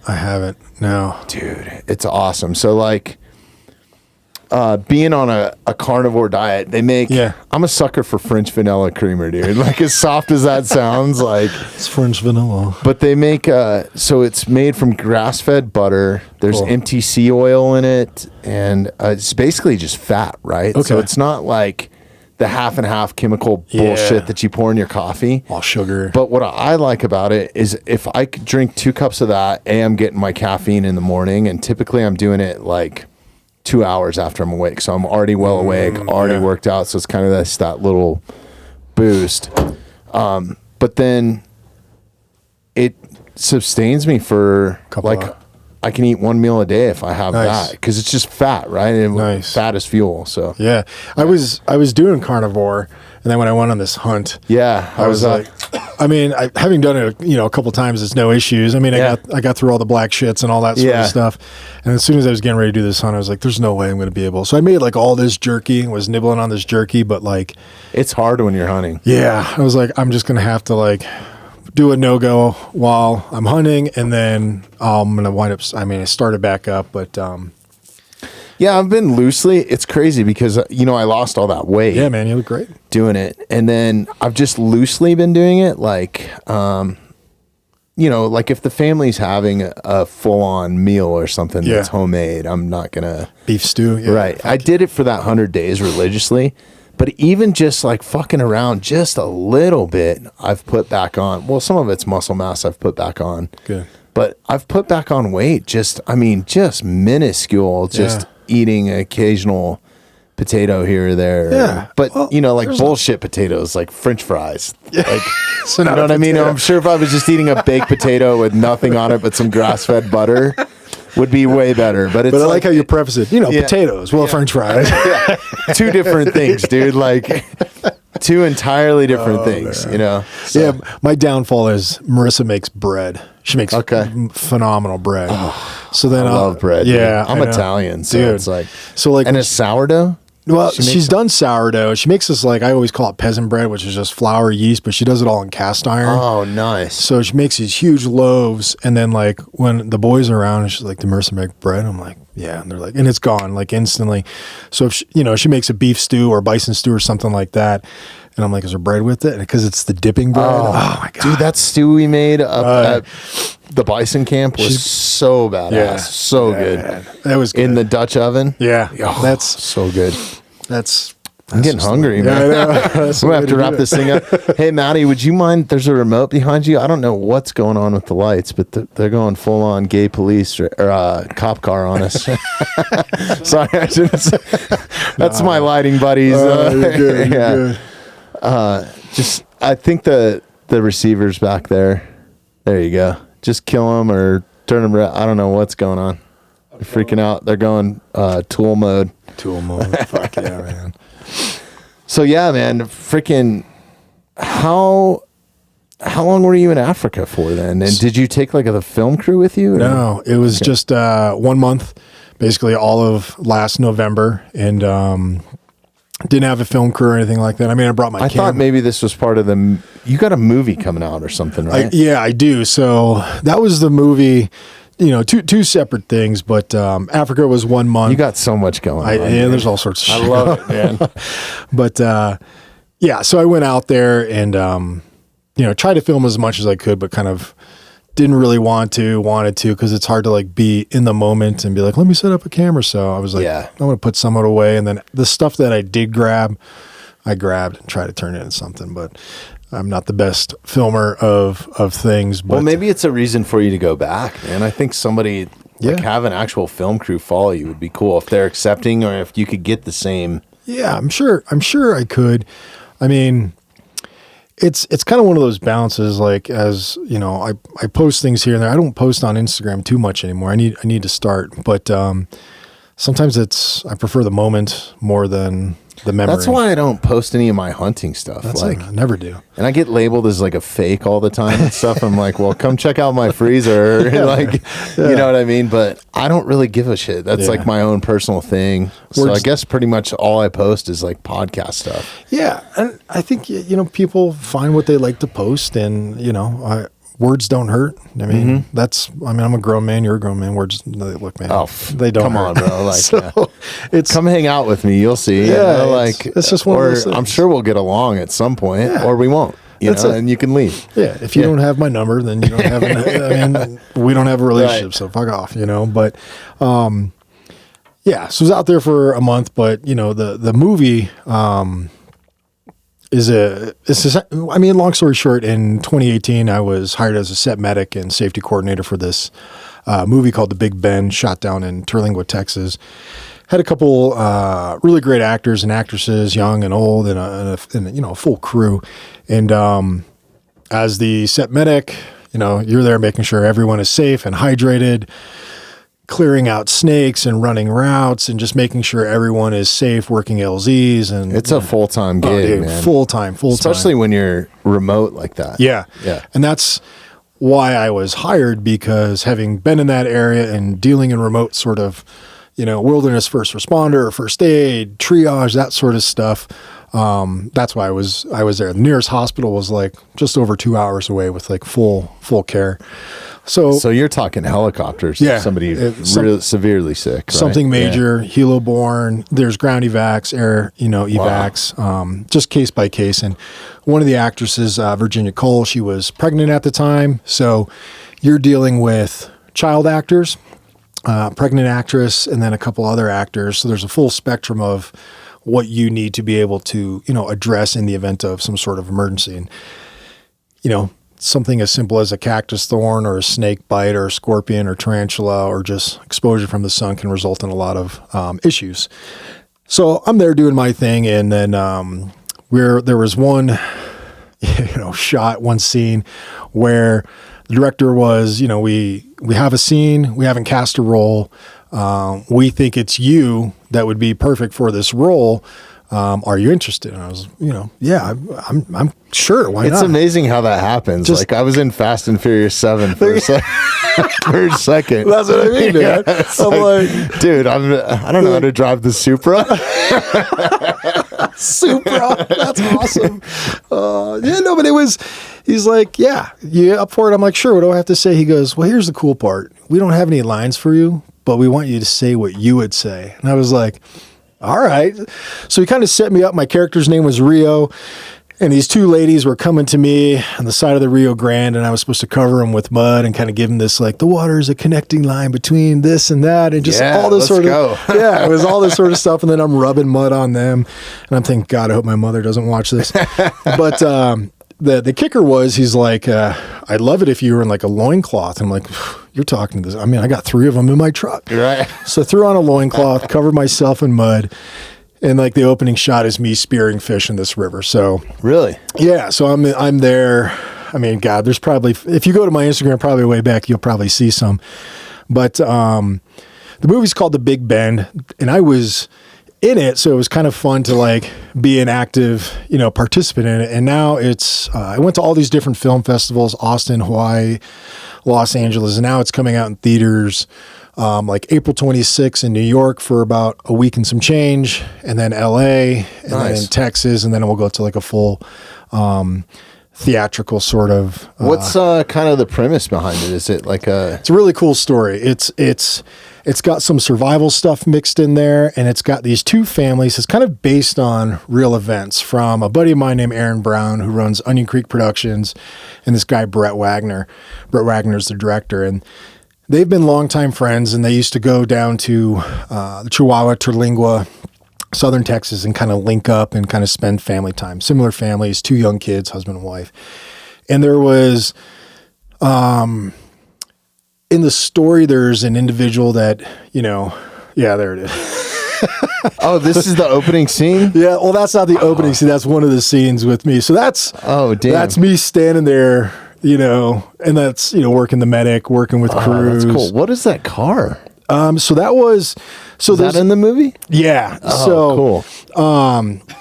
This guy over here named, on the right, his name is Nick. Look at that beard, man. Yeah. His name is Nick Maniscalco. He's out in Hawaii. He's a big wave surfer, and he does a lot of acting out there. He's been in a lot of different TV shows and different stuff, but he got cast in this movie as a convict. He's an escaped convict, and kind of how it plays out, a girl goes missing in the woods or in the desert, and they wind up linking up. She doesn't know he's a convict, and like at first he's thinking like, I can't have her with me, she's going to compromise me. And then they kind of come together, and then they have some interactions with the family and the police and people, and there's all these kind of things going on. That's like one layer of the story. And then there's another layer of the story with the dad who's struggling with a terminal illness. So there's multiple layers and like some pretty wild shots. I mean, there was one time as the set guy, I think he was 12 at the time. This young actor, he's supposed to be shimmying down a cliff, like, an 80-foot, 90-foot cliff, and he's afraid of heights. And like him and I have been making like Paiute deadfalls, like in the spare time, just, keeping him occupied. And I have to lower him down this cliff through a rope and harness, because I did all the rigging for safety anytime there was cliff work. And when you look at this shot, he's got like one hand on the top, but my hand is holding his hand because he would not let go. He was just, he's a young kid. He's nervous. He's going to get suspended. Especially if you're scared of heights, man. That's a whole nother. Exactly. Yeah. So there's a lot of things in the movie. I like to watch it because then I'm like, oh, I remember this. I remember that. There's a scene where like this one guy named David Sullivan's driving down the road and he waves at a buddy, and it's me driving in my truck. Just fun stuff like that. But that's awesome. It's coming out, and it's just crazy, the whole movie sequence, shooting it 4 years ago, and then it doing its, film festival release, and now it's theatrical release. And then before you know it, it's going to wind up going to, Amazon or Netflix, one of those. But yeah, awesome. I'm the guy covered in mud. Hell yeah. Is there a red carpet event or anything going on? Yeah. Here's the trailer. The trailer. Let's watch it. That's Jason. Think we can get away with playing some volume, Maddie? Or? Probably. it doesn't. It's not coming through. So Yeah. Oh, you might have to hit the TV remote. Those are the kids. Centelina. Oh, look at that pelvis. just watch it a little bit. Hey, you're in the, you made the trailer, dude. Hell yeah. You good? Yeah, I'm fine. JBH, Erica Ash.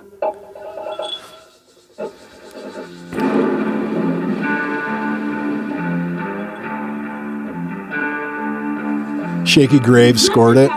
Nice. Yeah.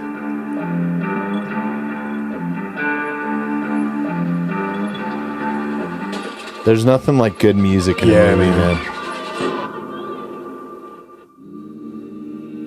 I cannot lose the clothes.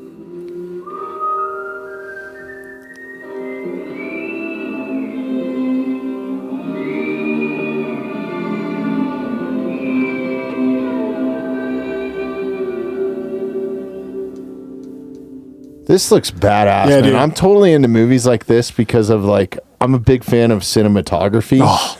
Like so like the aerial shots and Yeah. like how you lead into a scene is huge. Like one of my favorite movies of all time is The Black Stallion. Oh, the Francis classic. Ford Yeah, yeah, Coppola. yeah. Like I remember that vividly as a kid. Like he would start scenes where it was like a question mark of like, what am I looking at? Like and it you didn't really know. spins out, Yeah, goes so in. cool. The guy that the DP director of photography was the guy that worked on The Revenant. I can't remember his name off the top. Oh, he of my works head. on the. That's a great film. I mean, for this that, yeah. this was a great crew. Everyone top notch. I mean, I was lucky to be in it. I was even more lucky to like be behind the scenes and like running medic and just all the safety stuff. I mean, there was That's the hardest thing. That's the one reason why I didn't stick in any. Like I've worked on some films, but it's just like the downtime. If you're not like a, yeah. If you're like a PA, know, yeah. you're running coolers. so yeah.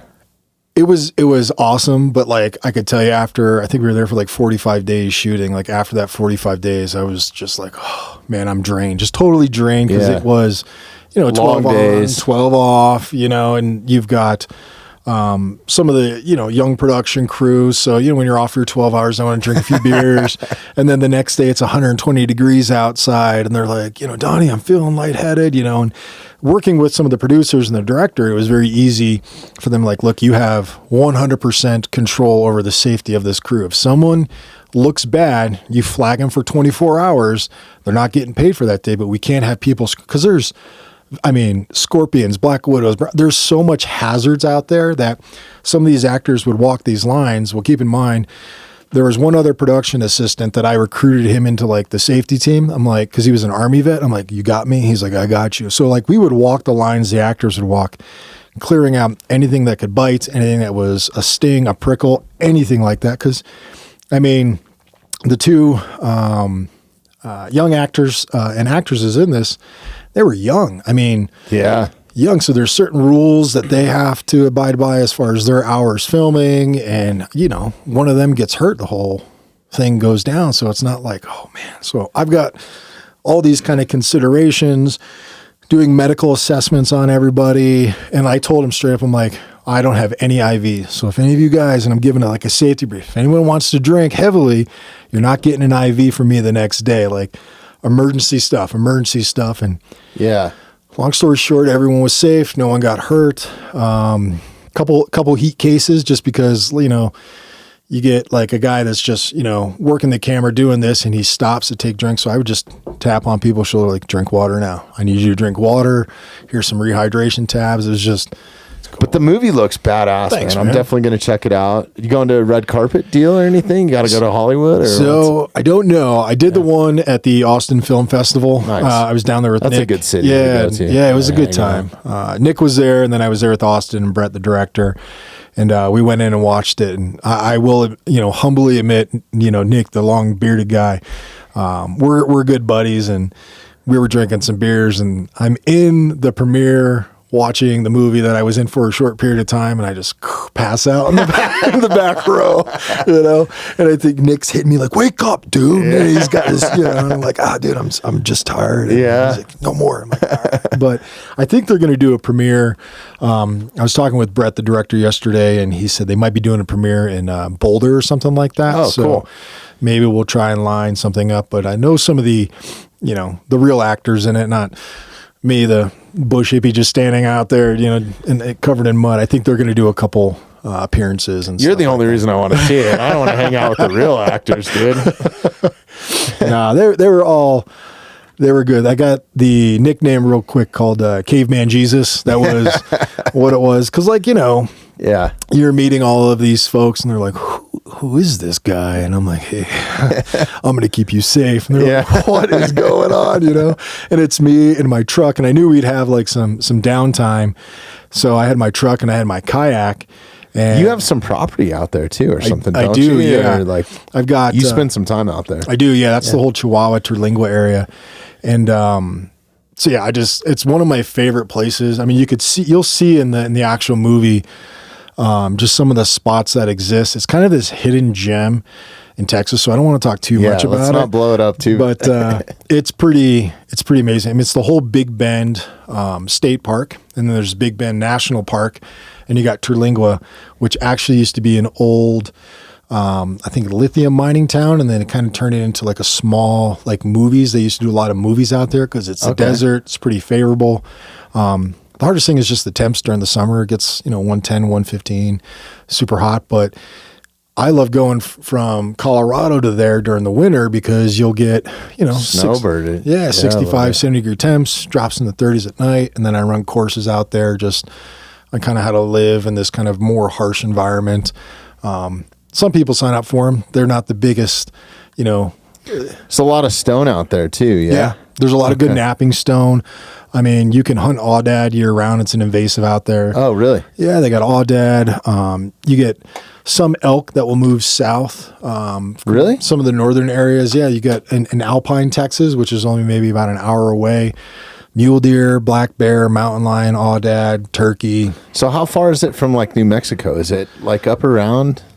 So to go to New Mexico, El Paso is 5 hours. And so, 5 hours and 20 minutes, I guess, if you're crossing over into so it's pretty far. It's pretty far. The nearest town is Alpine. You don't have to. Well, that's where Devin is.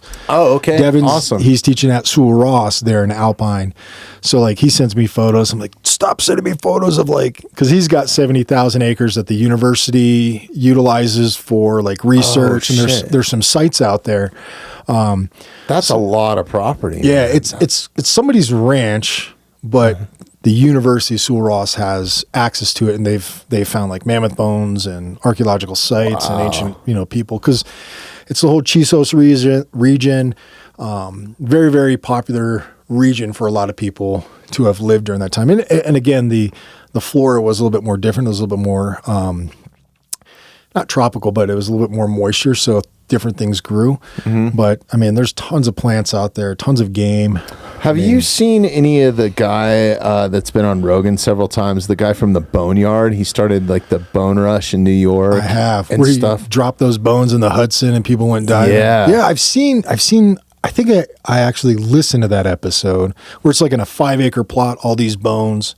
Yeah. They're always water hosing them out. Yeah, it's crazy. I would love to get you and him together. Like, you should go up and try to shoot with him. And that'd be fun.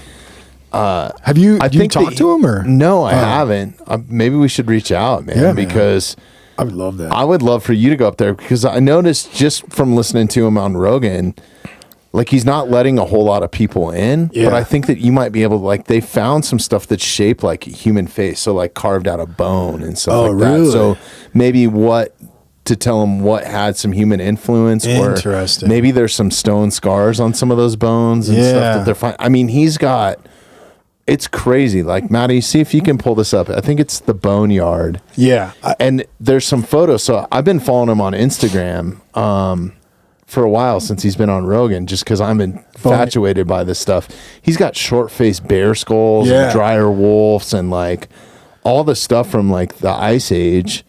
a ton of mammoth stuff. Yeah. I think it's the Boneyard on Instagram, maybe. But he's got like literally warehouses and pallets. Like they find hundreds of pounds of stuff a day. That's what I've heard, man. It's just, and it's some sort of crazy. Like it's got Boneyard, Alaska. There you go. John Reeves. Yeah. I mean, he's posting stuff like every day of just, you know, and like maybe those are needles. I don't know what maybe that's shit that I know that they're making some stuff out of the ivory. Yeah, I think his daughter makes some of it, but like that looks like an oryx skull, big mammoth. I mean, wow, look at that. I think it would be awesome for somebody to go up there and film with him. Yeah, I mean, like just to see it and like. Is that an arrowhead there? Oh no, that's like a tool. That's a projectile right there. It looks like. Oh, he's got a tooth. See the tooth with the hole in it? Yeah. So somebody might have worn that as like a button or a. Yeah. That's some cool stuff, man. Just amazing. He seems like a no nonsense dude too when he's on a run. Yeah, he's like, this is mine. He's like art sort of people, you know. That's why it's another reason that I'm intrigued with it. Is like he's not straight. Yeah.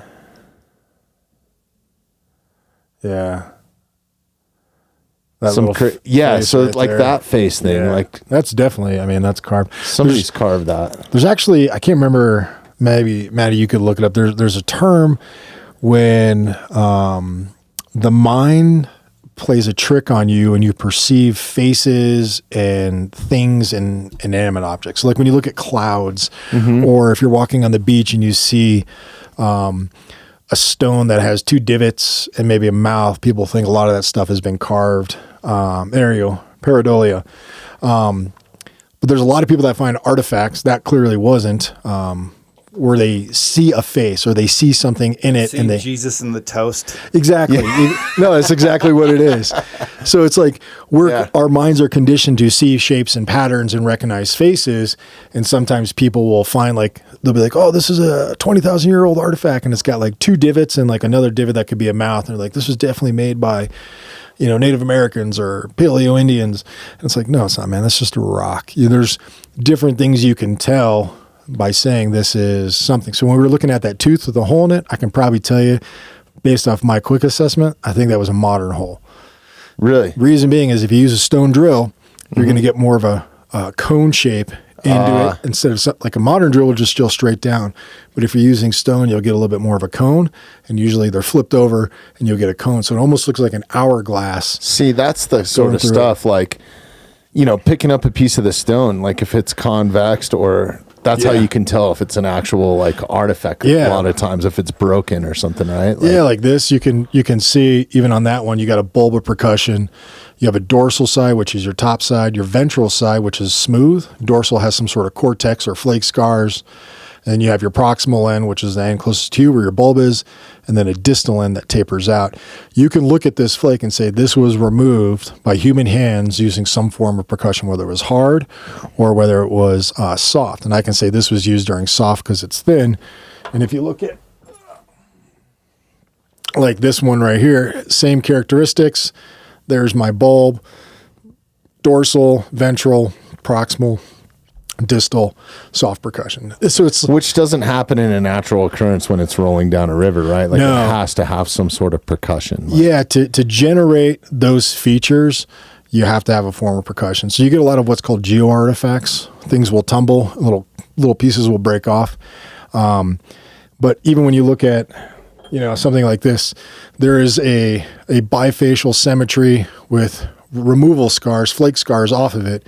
And a geo artifact, you might get one here, one there, and somebody who naps wouldn't be doing that process. So there's like one of my favorite things, well, Marissa, she's got me addicted to this, is she goes on Reddit and will send me these clips of people being like, I found an artifact, and she'll send it to me, and I'll look and be like, oh my God, that's not even remotely close. You don't want to like destroy someone's, thing, but I'm like, not even closely. Now she knows, she's like, hey, check this out. Someone thinks this is, a thumb scraper for scraping mammoths. I'm like, mammoth and a thumb scraper, small little flake to scrape the hide. Yeah, like, man, it's probably squirrels. Yeah, I'm like, nah, no way. So it's just part of it, once you've made and I think of them. the ground truth too of actually using them is like, I didn't realize, how much it's just not what I envisioned. I figured I would use this, right? And I think I actually used this exact piece that I wrapped a piece of leather around to start. But I quickly threw this aside. I think this ended up underneath the bison. I was looking for it at the end. Like, that's how much I used it. And this flake, or a flake very similar to this, that just had this back face and stuff, was like... super easy. So super easy. And it hadn't even really... All it was just a broken off piece of rock, really. And when it comes down to it, it wasn't like, serrated or pressure flake like this one is, you know, like... It seems pretty amazing the tools you can get from a single piece of stone. And I've been wanting to make this YouTube video for probably like 2 years, where I take one piece of stone, maybe the size of like, a softball or something a little bit bigger, and break it down and see how many tools I can make from one like 3-pound piece of stone. You could probably get like a large number. I'm like, it's probably going to take me a couple days, but I mean, you'd be surprised, guys. I mean, that's why you've become a TikTok sensation, right? Like, straight up, it's like you're just making stuff on there, which I think is works. It works. It's so much cooler than all the other bullshit that's on there. Honestly, man. Like, I wouldn't mind it going away. Really? Yeah. I mean, it's a pain in the ass. It's not a pain in the ass. I mean, I don't make videos. Some people make videos every single day and post them. Like, if I'm going to make something, I'll make something, and then I'll share it. But it's one of those things where, at a certain point you're able to reach a lot of people, engage. And now that, TikTok has their ways and different people are influencing it, it's like you don't reach as many people. And it's like, why is that? It's just because there's external influences trying to impact it. So we're in the same boat, especially with the podcast and like the people that I have on. Like, so we premiered last week's episode. 2 weeks ago with Dan Gates from Coloradans for Responsible Wildlife Management. Awesome organization, but it's political. Yeah. So guess what? When it's premiering on YouTube, the screen is black. Oh, really? Black. Couldn't get it to come up. No shit. I mean, you can go and view it now, but I had to write YouTube like, hey, this is And educational. of course, I get no response, Damn, man. So it's weird. It was only why it was premiering, because that's something new that we've been doing. Just premiere. So you can actually see like the cover artwork and stuff before it launches, and it helps us put it on our website so people know where it's at and what time it's happening. Gotcha. But I don't know if it got flagged, or maybe it just takes one person to report it or something, and they just take it down because it's almost like a live stream at that point. Could be. Yeah. I mean, I know when I post something and there's any like... That's why I got professionals sitting over here. It's blinking again, so... Oh, it is? It All looks right. like it's working. All right. Well, we're almost 2 hours in anyways. It still looks like it's going? Well, I just Googled it and it said it should be. Maybe we need to update the... The drive says it's the right slow, but... Okay. We'll talk after. So, going back into stonework and stuff, like, let's talk about the book. Oh, right. Dude, thanks for bringing this. Yeah, my pleasure. We got to get you to sign. Did you sign it already? Not yet. Okay. Because this is the early version. This is like before. So nobody has this. Nobody has this. Damn, dude. You're such a good friend. You're the first. This is coming out this month, though, right? No, it comes out August 6th. Oh, okay. August 6th. So, here it is. It says right there, yeah. So this is the version that, like, close friends get, that sort of thing, for them to read and do whatever they want with. But in my mind, I'm like, one, I'm going to give one to Bobby. Two, I know he'll go out and do the things in here, especially with your whole crew. I'm like, you're the sort of guy I want. It's not because there's things in there maybe you do know, things in there maybe you don't know, but it's something that you can do with your kids. You guys can thumb through it. There's foraging in there. There's actually illustrations too, right? Which, like, the whole book is, which is good for a guy like me. A lot of pictures in a book keeps me interested. But you could. So this is something that I'll actually read. But this is all useful, like bushcraft, survival, and it's something you could go out with your kids. There's some plant foraging in there, making traps, understanding like simple mechanics that you and your kids could go out and actually do, and they could see and not kind of understand some of these skills. There's some personal stories in there. from military to some of my adventures, but the whole book was an idea to really write it, to kind of give it to folks, get people back outside, to not fear the outdoors, that they're going to be eaten by bears and mountain lions and all this sort of stuff, to understand that like everything you have on your table as far as the stone and the hides can come from nature, and people can start to go back down that way of gaining that appreciation, understanding where some of their food comes from, and building that community and that kind of closeness with their family and loved ones. It doesn't take a lot. I mean, just bringing your family into the forest, like in your backyard, right? You can find stuff. All the plants in there you can find in your backyard. You can find in your backyard, and you can find up in the mountains. That's badass. So with the book, it's coming out August 6th. It is in pre-sale. Got Finn on the cover too? Yeah, Finn's on there. Hell yeah. It's in pre-sale mode right now, and some of the things I'm going to do for folks that go out and pre-order the book, I'm going to be doing a couple giveaways where if you have your receipt, you send me your receipt, or just keep your receipt, and I'll be doing a 3-day giveaway with you and 2 other people. We'll head into the backcountry. We'll put some of the things in this book into action, and we'll go on an adventure for a couple days. Wow, what an awesome opportunity, man. And then closer to Father's Day, a couple of little Father Day giveaways, and then some pretty epic stone. Oh, this is a great Father's Day gift. Right? Yeah. It will work out really well. I wish I had a dad. That's the bad part. But yeah, I mean, that's the Amazon. If you go to DonnyDust.com. Oh, cool. You can get it right there. You can get it there. On my site, DonnyDust.com. You can get it there, and that will bring you down to... What's the audio CD? What is that?